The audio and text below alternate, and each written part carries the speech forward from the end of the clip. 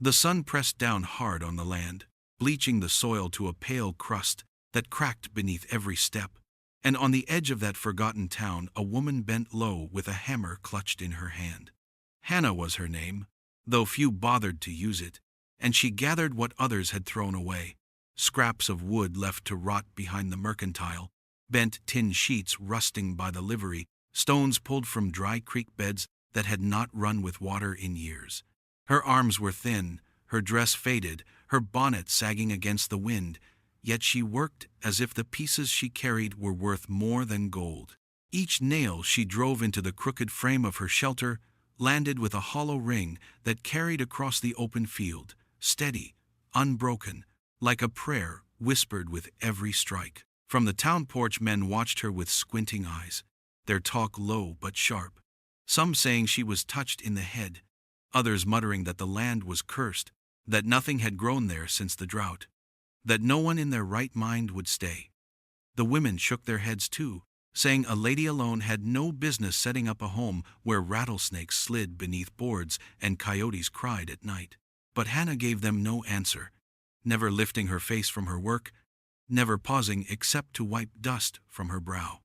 She was gaunt and weather-worn, her skin leathered by wind, but her hands never stopped, fitting broken boards together, pressing stones against the base to keep the walls from toppling. Children sometimes followed at a distance, giggling behind their hands at the sight of her patched skirts dragging through the dirt, calling her the ragwoman when their mothers were not listening. She heard them, but she did not turn. Her shoulders were straight, though her body trembled with weariness, and in her eyes burned a quiet fire that none of them could name. She slept beneath the stars, on nights when her body gave out before the walls stood, curling under a torn quilt, with one hand still gripping her hammer, as though someone might take it from her in the dark. Cowboys rode past on their way to the next town, their laughter rolling loud when they saw the crooked posts and patched tin that leaned against one another like drunks. They called out that she was wasting her time, that the wind would tear it down by the first storm, that no man would ever call it a home. Hannah kept her back to them, driving another nail, her jaw set, her lips pressed thin. She did not answer because she had already heard enough voices in her life telling her what she could not do, and she had learned that the only way to silence them was to build something they could not ignore. By dusk the wall stood uneven, the roof gaping, the door nothing but a frame, but it was more than she had yesterday. She sat on a stone by the half, built shelter, hands raw, fingernails split, watching the last light sink over the barren hills. The wind carried the whispers of the town behind her, sharp as thorns, but Hannah only drew in a long breath and placed her hammer beside her like a companion. Tomorrow she would rise again, gather more scraps, and drive more nails, because a home made of broken things was still a home, and she intended to finish it even if the desert itself rose up to stop her. Jacob rode slow along the dusty trail, his horse's hooves sending up little clouds that drifted back and clung to his coat. He had been on the move for weeks, heading north with no plan except to keep moving, a man without a place and without a reason to stay anywhere too long. His hat shaded his eyes from the low sun, his rifle rested easy against his saddle, and the weight of years he never spoke of pressed against his shoulders heavier than the pack on his horse. He told no one where he came from, and he never lingered long enough for them to ask. When the town came into view, it was more a scattering of buildings than a settlement, wooden fronts leaning like tired men, dust curling through the gaps where fences had once stood straight. Jacob thought only of a drink and a bag of feed for his horse, but then he saw her out past the last shanty where the ground stretched open and dry. A woman bent low with her skirts dragging, lifting broken planks as if they were bricks of gold, setting them against one another in a shape that might one day be called a house.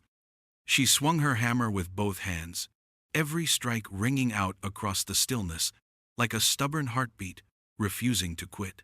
Jacob pulled on his reins without meaning to, horse tossing its head as he slowed. He sat in the saddle watching her raise those crooked walls, each board leaning and half rotten, but fixed into place by her bare will. There was no man beside her, no neighbors lending hands, Just the woman herself, her back bent, her arms trembling but steady. The wind carried faint voices from the porch of the saloon, men laughing at her, children calling names, but she gave them nothing, not even the tilt of her head. She just worked, silent and sure, every nail struck like she was fighting something no one else could see. Jacob felt something twist in his chest, a stir he hadn't felt in years. Not pity exactly, not admiration either, but a pull he could not name. He knew struggle when he saw it. He knew the grit it took to keep building when the world had already decided you'd fail. For a moment he thought of riding down, of offering to hold a post steady while she drove the nails, but his hand stayed on the reins and his jaw tightened. He had no right to step into someone else's fight, not when he had run from his own.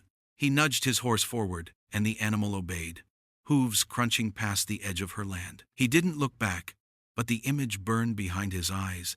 The gaunt woman with dust in her hair, raising walls out of scraps, building a home out of nothing but her own hands. He rode on through the fading light, yet with every mile, the sound of her hammer followed him, sharp and steady, like it had nailed itself into his memory. Jacob told himself she was nothing to him, just a shadow on the edge of a dying town. But still he could not shake her from his mind, the woman fighting the desert with nothing but scraps and a silence that spoke louder than any cry for help. The morning broke hot and windless, the sky a hard pale blue without a single cloud to soften it, and Hannah worked until her body betrayed her. She lifted boards heavier than she should have, dragging tin across the dirt, her breath ragged in her chest. Sweat stung her eyes and her arms trembled, but still she swung the hammer, striking nails that bent sideways and cut her fingers raw. She had gone too long without food, too long without rest, but stubbornness drove her past the point of sense. The world tilted as she straightened a crooked beam, and before she could steady herself, her knees buckled and she crumpled into the dust, the hammer falling from her hand with a dull thud. Jacob had ridden far enough that the town had become no more than a blur in the distance, but something in him turned restless. The picture of the woman bent against the wind, fighting the desert with nothing but scraps and bare will, lingered like a burr caught in his mind. He told himself it was none of his concern that she had chosen her fight, but still he slowed, still he circled back along the ridge until the shape of her half-built walls came into view again. When he saw her lying in the dirt, his chest tightened, and before he could talk himself out of it, he was off his horse, boots striking the ground in long, hurried strides. Hannah felt the shadow fall over her before she heard his voice, low and steady, asking if she was hurt. She forced herself up on trembling arms, her breath sharp, her pride sharper, muttering that she was fine. Jacob knelt anyway, setting down his canteen, the leather darkened with cool moisture, and offered it out to her. She shook her head, stubborn even as her lips cracked with thirst. He didn't argue, only left the canteen on the ground within her reach, watching her hands tremble as she tried to lift it. Her fingers slipped, the weight too much, and before she spilled it all, he steadied it for her, his hand firm over hers, guiding the water to her mouth. She drank because her body demanded it, because no amount of pride could quench the fire in her throat, and the water ran down her chin, soaking into the dust. When she lowered the canteen, their eyes met, her face streaked with grit, and his worn from long roads, and for a moment the noise of the town, the ache of the land, the weight of both their pasts, all of it fell away. They looked at each other as if surprised to find another soul still standing in such a place. And neither spoke, neither thanked nor promised, but the silence between them shifted. Jacob pulled back first, rising to his feet, brushing dust from his coat, and Hannah gathered her strength to sit upright, clutching her hammer again as if to prove she still could. Yet the memory of his hand steadying hers lingered, and when he mounted his horse, she watched him ride slow toward the horizon, her chest tight in ways she did not understand. He had come back when he had no reason to, and though no words were spoken, something small and fragile had begun to stir, in the space between them. Something neither dared name, but neither could ignore. Jacob told himself it was only for the sake of his horse that he stayed, that the animal needed rest and water, but as he unsaddled it by the half a built shelter, he knew he was lying. The truth was harder to swallow. The truth was that he had seen something in the way Hannah gripped her hammer, in the way she drove nails as if they were the only thing keeping her alive, and it had fastened itself to him like a hook he couldn't shake loose. So he lingered, saying little, sitting near while she worked through the afternoon, offering no help but making no move to leave either. She seemed to accept his presence without comment, though her eyes flicked to him now and again with a sharpness that said she was used to men watching and waiting for her to falter. As the light fell, Hannah built a small fire out of scraps too bent or splintered to use for walls, and the flames caught with a crackle, smoke curling into the darkening sky. She sat close to it, her body weary, her hands raw and blistered, but even in her exhaustion she kept the hammer within reach, as if someone might come to tear down what little she had built. Jacob sat across from her, legs stretched out, his rifle leaning against a log, the firelight flickering across the deep lines of his face. For a long while, neither spoke, the silence broken only by the pop of resin and the soft huff of his horse, tethered nearby. When he finally asked why she worked herself half to death on land no one wanted, she did not answer at once. She held a crooked board in her lap, running her fingers over the grain as if it were something precious. At last, she said in a low voice that she had to build this home, her words clipped, final, giving him no room to ask more. Jacob watched the way she clutched the board, the way her knuckles whitened around it, and he understood that it was more than shelter, more than four walls against the weather. Whatever her past was, whatever had broken her, this was her way of rising from it. He could see it in the stubborn line of her shoulders, in the fire that smoldered behind her tired eyes. He did not press her. He had lived long enough to know that some stories carried too much weight to be told to a stranger by a fire, and besides, he had his own he would never speak of. Instead, he leaned back, letting the silence settle between them again, a silence that no longer felt empty, but alive, filled with the scrape of her hands against wood, the crackle of the fire, the steady breathing of the horse. Hannah never looked up from the board, but Jacob kept his eyes on her hands, scarred and raw yet unyielding, and in that simple act of watching, he found himself drawn deeper than he had meant to. He stayed because his horse needed rest, or so he said, but in truth he stayed because something in her stubborn fight made him believe, for the first time in years, that broken things might still be worth mending. The days turned hotter and drier, the wind carrying dust that stung the eyes and made every breath taste of grit. And still, Hannah worked on her crooked house with the same stubborn hands that would not stop.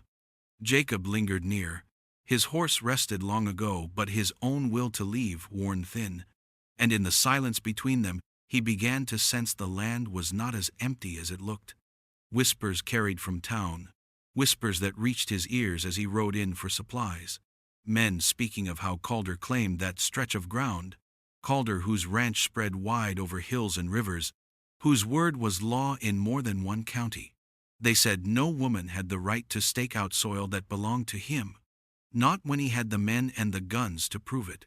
Jacob returned with the words pressing heavy in his chest, but when he looked at Hannah, hammering nails with blistered fingers, he said nothing. It was near dusk when they came, 3 riders with broad shoulders and cruel grins, their horses snorting and stamping as they pulled up just beyond the line of Hannah's rough fence.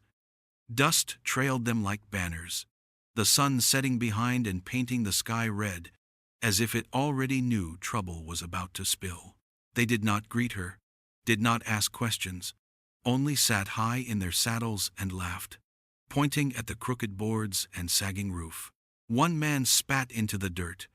Another swung his lariat in lazy circles, as if daring her to speak. Hannah kept her eyes on the post she was driving into the ground, the hammer ringing steady, though Jacob could see the tremor in her arms. One rider finally nudged his horse forward, leaned down, and shoved a rail with his boot, knocking it loose so it toppled into the dust.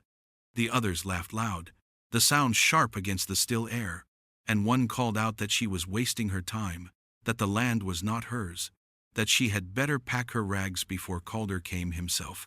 They did not wait for her answer, only turned their horses and rode on, their laughter fading but their meaning clear. Jacob's hand had gone to his rifle, but he had not lifted it, watching Hannah instead, waiting for her to break. She did not.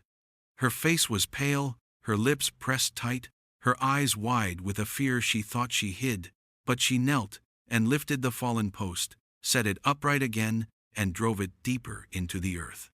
Her jaw was clenched, her shoulders squared, and each strike of the hammer sounded harder than before, as though she could beat back every insult with the weight of iron on wood. Jacob said nothing. He only stood close enough that she would know she was not alone, his shadow falling over her as the last light of the sun slipped away. She did not thank him, did not even look at him, but the fire in her stubborn silence told him she would not yield, not to Calder, not to any man who thought the desert could decide her fate. And though Jacob had sworn never to tie himself to another soul again, he felt something shift inside him as he watched her, knowing that a fight was coming and that he had already chosen where he would stand. Jacob rose before the sun and saddled his horse, telling himself that this was the day he would ride on. The trail stretched north, the sky promised distance, and he had lived long enough by drifting from place to place without ties or roots. Yet as he tightened the cinch, he heard the faint sound of a hammer striking wood, steady and stubborn. And when he turned, he saw Hannah bent to her work again, her dress clinging with dust, her hair falling loose from beneath her bonnet. The sight of her driving nails into broken boards, as if daring the land to deny her, made his hand fall still on the reins. He muttered that it was no business of his, that a woman's fight against Calder's claim was already lost. But still he loosened the saddle strap and led his horse back to water. By mid-morning the riders returned, 3 shadows against the horizon growing larger with every thud of hooves, and Jacob sat in the shade of a mesquite tree with his rifle laid across his knees. The men laughed again as they circled the half-built fence, calling Hannah stubborn and foolish, saying Calder would not ask a third time. One reached for a rail as before, but his hand froze when he saw Jacob watching, his fingers resting easy on the rifle's worn stock. Jacob did not raise it, did not need to, only met the man's eyes with a calm that promised trouble if a single post was touched. The laughter faltered, the sneers thinned, and after a long pause they wheeled their horses and rode off, dust rising behind them like smoke. Hannah had not moved during the exchange, had not looked to Jacob for help, had not asked for it. When the riders were gone, she only lifted another rail, her hands raw and blistered, her body trembling with exhaustion, but her jaw set hard. Jacob walked toward her, the silence stretching heavy between them, waiting for words that did not come. She did not thank him, did not even acknowledge what he had done, only handed him a hammer without raising her eyes. For a moment he hesitated, then he took it, and together they set the rail back into place, side by side, the hammer blows echoing through the dry air. As the sun dipped low and the fence stood straight again, they worked without speech, the rhythm of their labor steady and strangely shared. Jacob felt the shift as sure as he felt the weight of the hammer in his hand. They were no longer strangers, no longer 2 lost souls passing each other on the edge of nowhere. Something bound them now, not spoken, not agreed upon, but present all the same, forged in silence and in the stubborn refusal to bow. That night the fire burned low, and neither said much, but when Jacob looked across at Hannah, her face lit by the glow, her shoulders squared against the world, he knew he had made his choice. He was not riding on, he was staying. The night was quiet, but for the low crackle of the fire and the restless stir of wind in the dry grass, the stars spread wide above them like 1,000 watchful eyes. Jacob sat with his back against a post, his rifle leaning close, his hat shadowing his face. He had carried silence with him for years, silence heavier than any saddle or pack, but now it pressed too sharp to keep.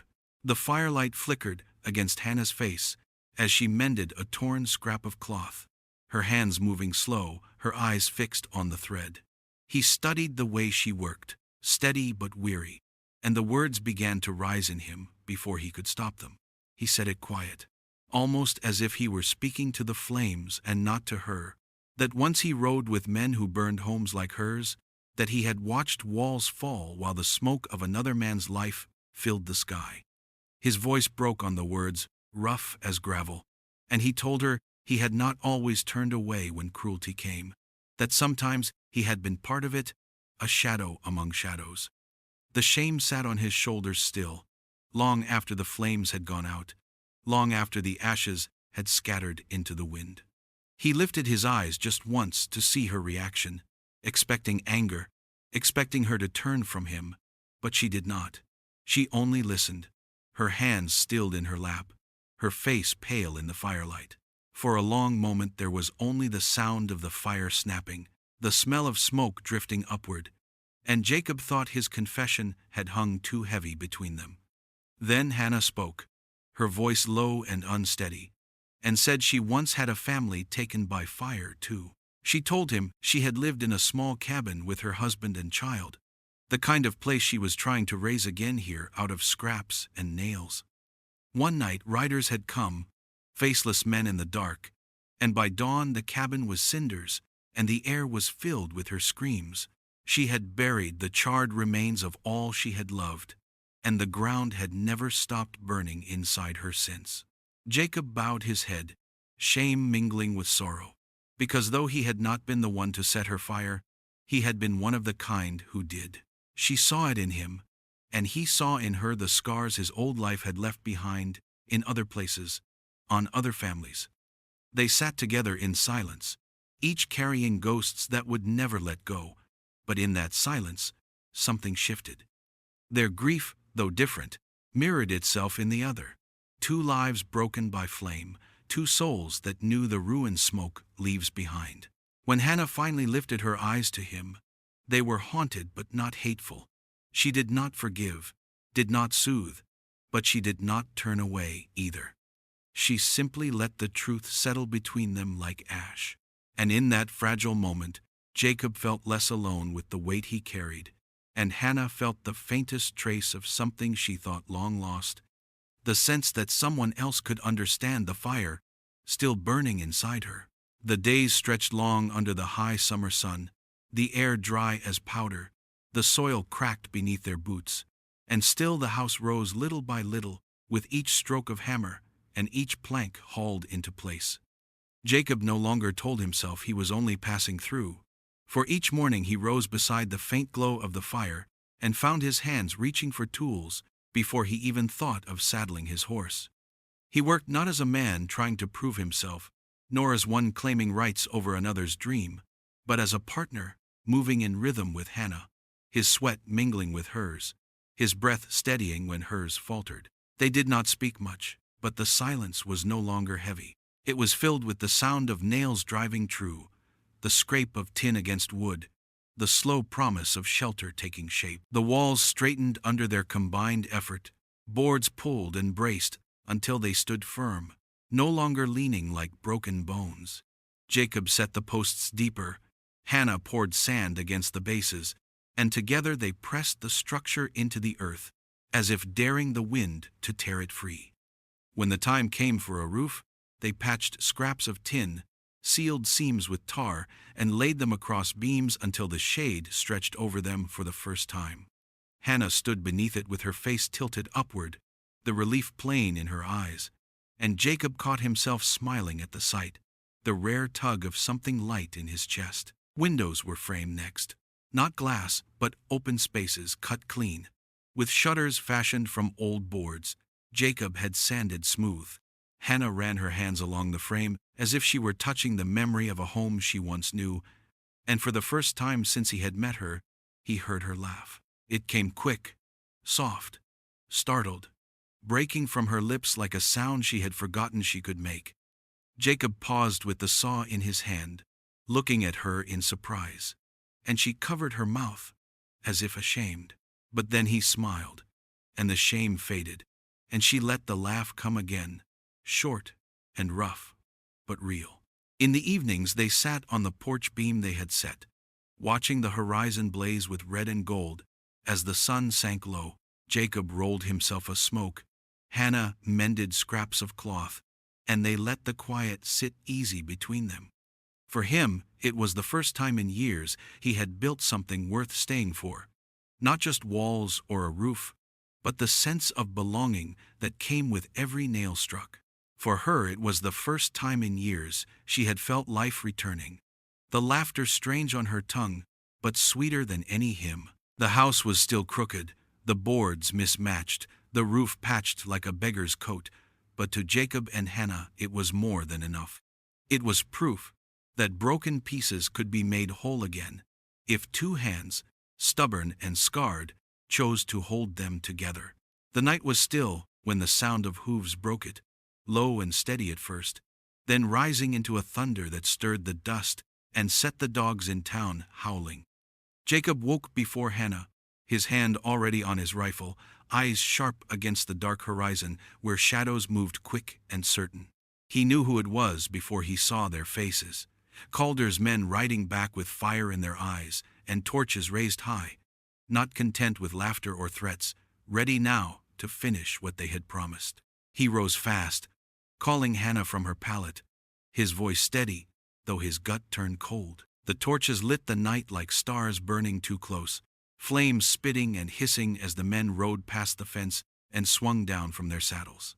They carried ropes and clubs, their grins cruel, and one called out that Calder had no patience left, that land was not for beggars or strays, and that by dawn there would be nothing left but ashes. Jacob lifted his rifle, the barrel gleaming in the firelight, and warned them back, but the numbers were against him.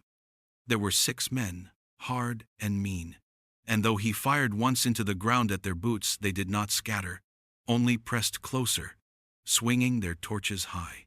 The first crackle of flame came as a torch landed against the boards of the new wall, the dry wood catching fast, sparks leaping upward into the night sky.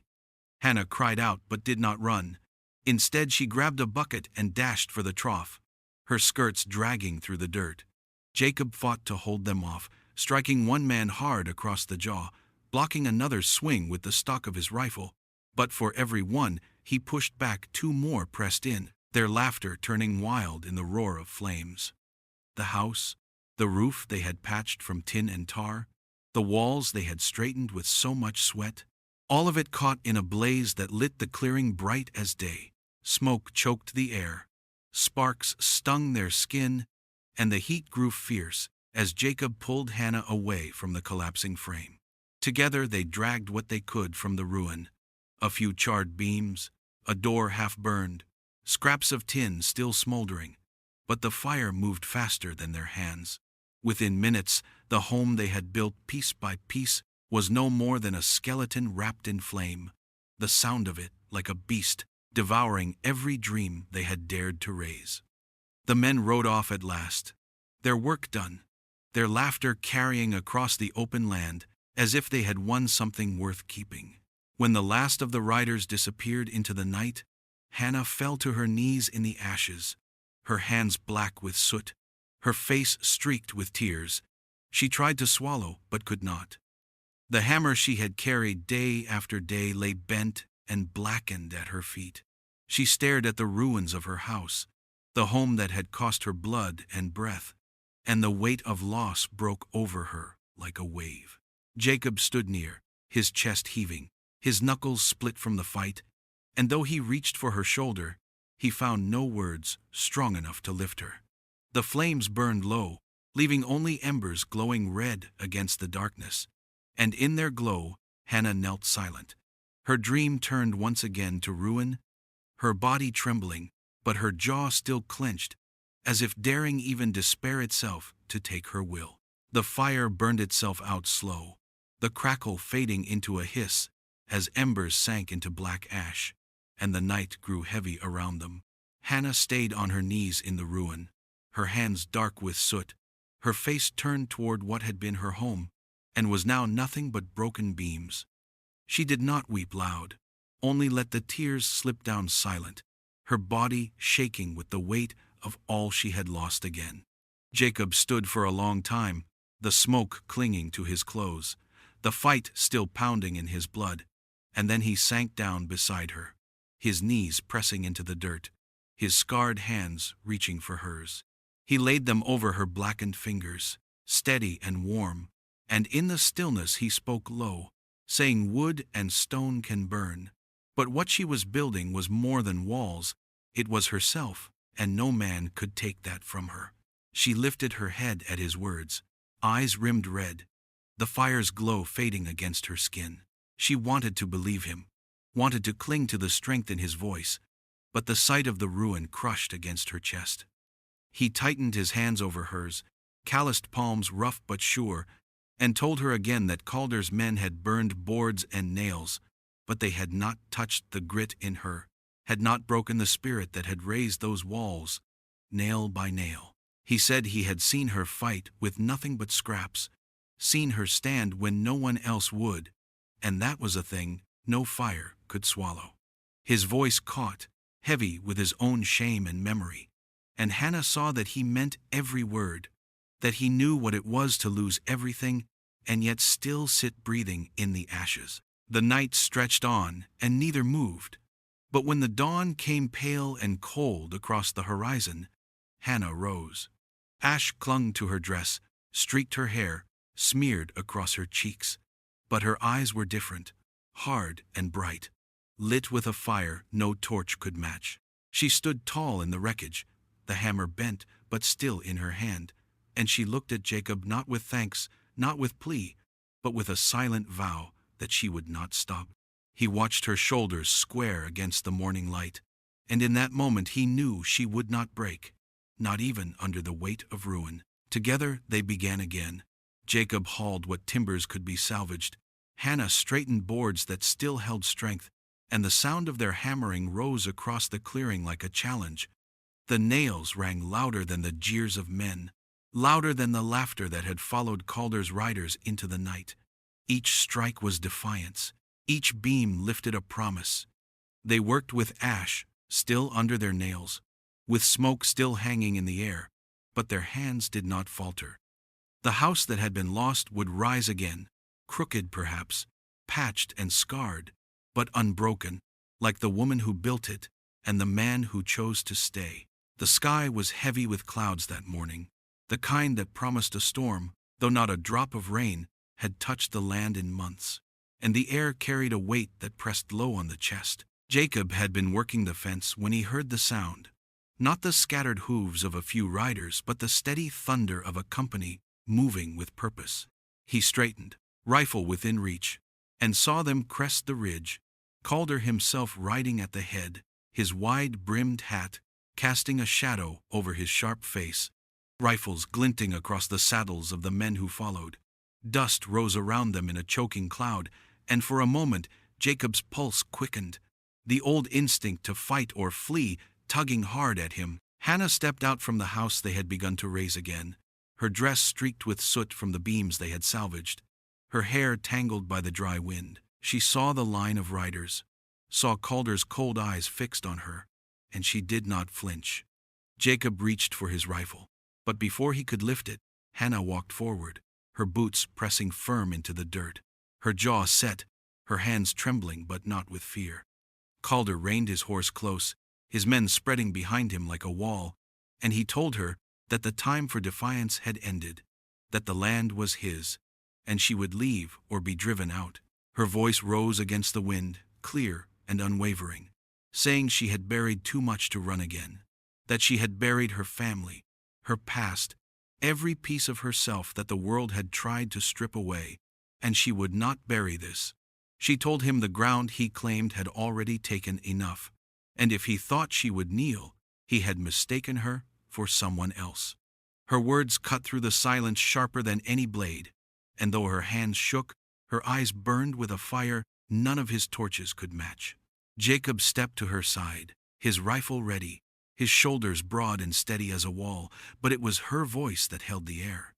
Calder's men shifted uneasy in their saddles, glancing from their leader to the thin woman standing against them without shield or gun, only her own defiance. Calder sneered, called her foolish, said no scrap of timber was worth her life, but she did not move, and Jacob stood firm beside her, silent but resolute.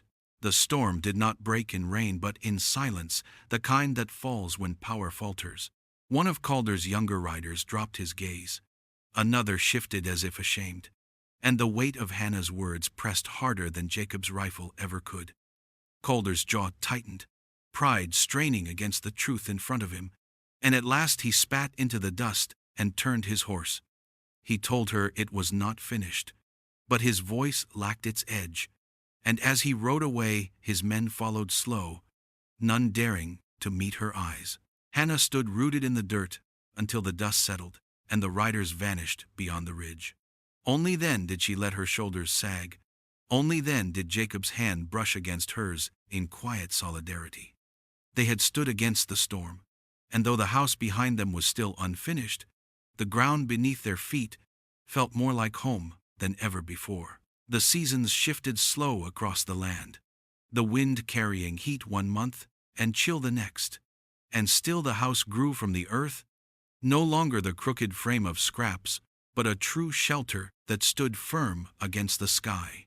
Boards were straight now, the roof patched strong, the windows framed with shutters that shut tight against the storm winds. Smoke rose from the chimney in the evenings, curling soft and steady like a promise, and where once the ground was bare, flowers and weeds both grew at the edges, as if even the land had chosen to stay. Hannah planted a garden by the porch, her hands pressing seeds into the soil, her fingers stained with dirt, but her face softened by the small shoots that rose green and stubborn. She watered them with care each morning, her bonnet shielding her from the sun, and when the first sprigs of corn stretched upward, her laughter slipped free, quiet but true. Jacob worked the land around the house, hauling stone for a corral, setting posts in deep, stringing wire with steady hands. His body bore the marks of hard labor, his palms rough, his shoulders scarred, yet each task carried a weight that felt different from the drifting work of his past. He was not building for wages, not building to move on, but for the sake of staying, and the thought surprised him each night as he set his tools down and watched Hannah by the fire. They never called it marriage, never named it salvation, but in the quiet rhythm of their days it became both. Their partnership carved not in ceremony, but in the small acts of trust that stitched their lives together. Neighbors still whispered, some calling her mad, some saying Calder would return, yet none dared to step too close. What they did not understand was that the house was more than timber and tin. It was a testament to what could not be taken by fire or fear. Jacob saw it each time Hannah stood at the door, her shoulders squared, her eyes no longer hollow but bright, with the life she had built from ruin. And Hannah saw it each time Jacob worked beside her, without claim or command, only the steady presence of a man who had chosen to stand when he could have walked away. One evening, as the sun dipped behind the hills and painted the sky in shades of gold and red, they sat together on the porch beam. The garden rustled soft in the breeze, the corral stood solid, and the smell of fresh earth carried with it a peace neither had known in years. Hannah leaned forward, her gaze sweeping over the land, and whispered the word home, the sound trembling on her lips as if testing its weight. Jacob turned to her, his face lined by years of dust and wandering, and for a long moment he said nothing, only let the words sink into him. Then he smiled, slow and certain, and whispered it back, home, as though he too had just remembered what it meant. If this story left its mark on you, subscribe, like, and saddle up for more videos.